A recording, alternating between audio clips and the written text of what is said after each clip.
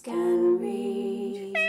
It's the beginning of the next new month, which means it's time to wrap up the previous month's reading. Hey guys, it's Katie. Welcome to another video, and in today's video I'm going to be doing my May wrap up, all of the books that I managed to read during the month of May.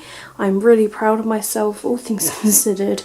I managed to do quite a lot of reading, and I'm really proud because I actually worked quite a lot during the month of May. I did have 1 week of annual leave during the end of May, but I didn't do a lot of reading then, which is where my reading just went a bit downhill, but I'm still really proud of myself. So months, I sort of set myself a goal to read at least a book a week, so that's 4 books a month, and I just try and overachieve the 4 books. And so in the month of May I read 5 books, which is really good. Not as good as I was like 6 years ago when I was reading like 13 books a month or like 20 books a month, that sort of thing, but things have changed since then. I have to acknowledge my life's a lot different and that I have a different job.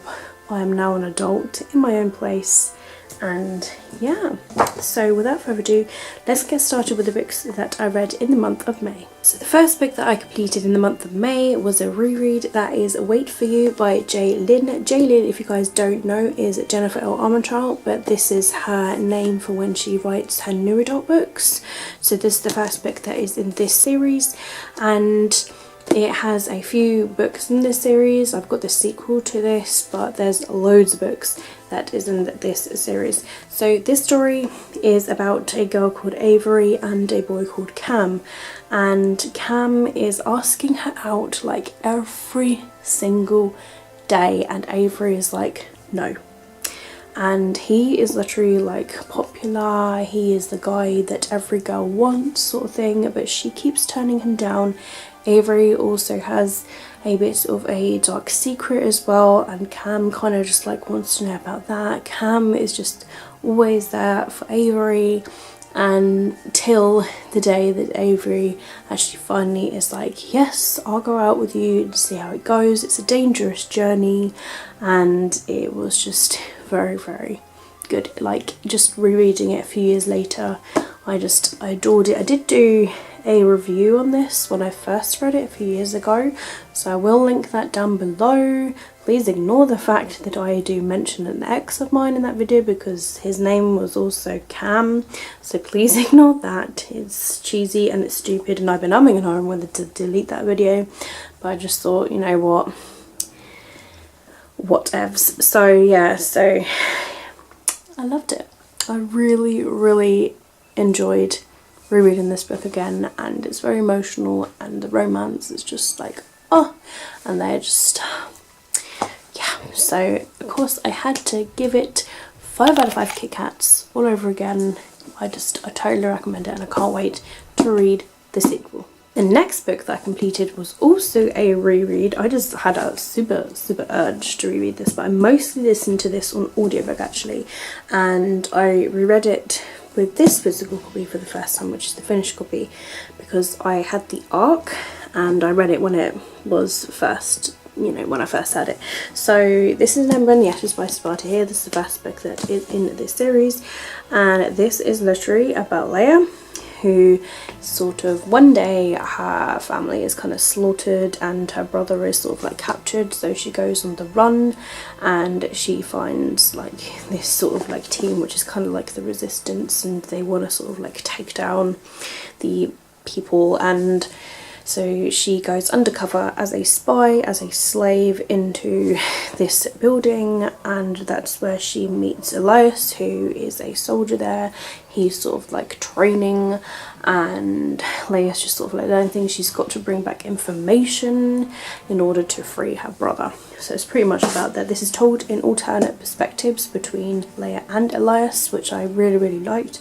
I like alternate perspectives because you get to see the point of view from both characters, and I adored this book so much. Just rereading it again, I kind of forgot like loads of what happened, but as I was listening to the audiobook, I was just like, oh. And I recommend the audiobook as well. Like, I really enjoyed listening to it, and yeah, just remembering how it ended, and I was just like, oh my god, I need to read the sequel, which is good because I got the sequel on my June TBR because I couldn't wait, and I totally adored it. I really recommend to read this. I think I also did a video review of this, which I will link down below. If not, then I'll do one and it'll be down below when it's done. But of course I had to give it 5 out of 5 Kit Kats because I really enjoyed it, which is strange because I don't tend to like fantasy books. I don't really warm towards them a lot compared to like contemporaries or like new adult novels or romance novels.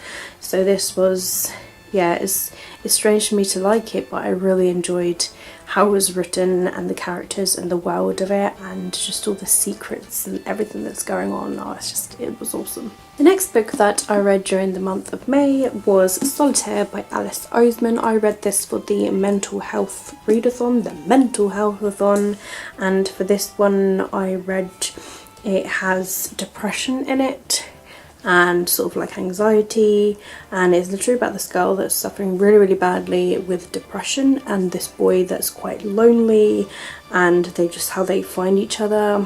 And there's this mystery of solitaire, like who this solitaire person is.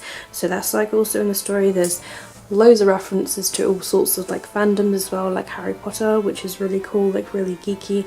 And it also contains Charlie and Nick from the Heartstopper graphic novels. So if you guys want to see where they kind of originated, it was pretty much from this book, and Heartstopper is like their side story in a graphic novel form, which is really awesome. So it was really cool to see. So yeah, it was really cute, and it was really sort of like geeky mix. And yeah, I look forward to reading Alice's other books, and in the end I gave this 4 out of 5 Kit Kats. The next book that I read in the month of May was a graphic novel. This is K-O-N, I think it is, and it's like kind of like K-O-N, and it's by Kakifly, and this is volume number 2, and you know, read it back to front. It's like a manga graphic novel, and it's pretty much about these young girls in school that form this band, and they sort of like gain a new member in this volume. And yeah, it's very funny, very hilarious, a lot of colour. I believe they might have adapted this into an anime now, because it's mentioned at the back of the book. The author has just been like, oh, like it's gonna be turned into an anime. So I'm not sure, I haven't watched it yet, so that'd be really good because I can totally see this being an anime. And yeah, so it's very funny. Totally recommend the series so far.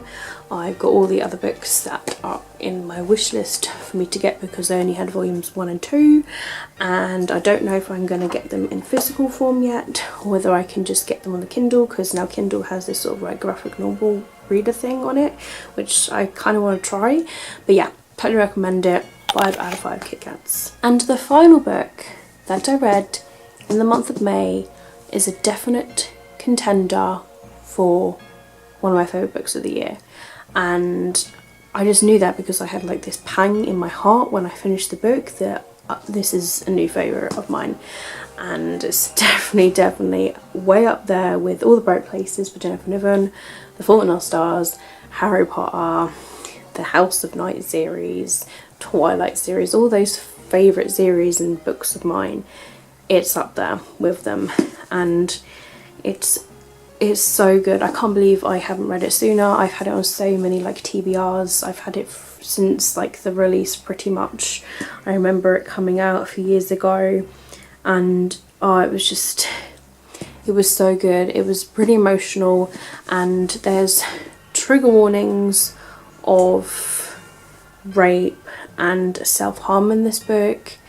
But yeah, Folk and Normal by Courtney C. Stevens, such a good book, so powerful. It's a standalone novel, and just friendship, family, death, romance, just really big themes in this book, and it was so good. And the romance is just, it's amazing. I found it very hard to put down. I read it pretty much in one sitting. Like, there was one night where I just couldn't sleep, and normally reading helps me to sleep, but I was just reading and then I couldn't put the book down because I was enjoying it. But normally sometimes when I enjoy books I still fall asleep, but it was so good. So I'm really glad that I managed to read this pretty much in one sitting. Like, it was just, it's powerful and it's amazing, and I'm planning on doing a video review on this pretty soon, so keep your eyes peeled for that. So of course I gave it 5 out of 5 Kit Kats. So that's it guys, those are the 5 books that I managed to complete during the month of May. I'm really proud of myself. All reviews and anything will be down below, as well as my social media links if you'd like to follow me elsewhere. If you enjoyed this video, give me a thumbs up, let me know down below in the comments how you managed to do in the month of May, and if you've read any of these books that I have mentioned in today's video, let me know what you're reading in the month of June. But that's it from me guys, thank you very much for watching my video as always. Keep smiling, keep reading and be happy. My name is Katie and I'll see all of you wonderful awesome people in my next video. Bye!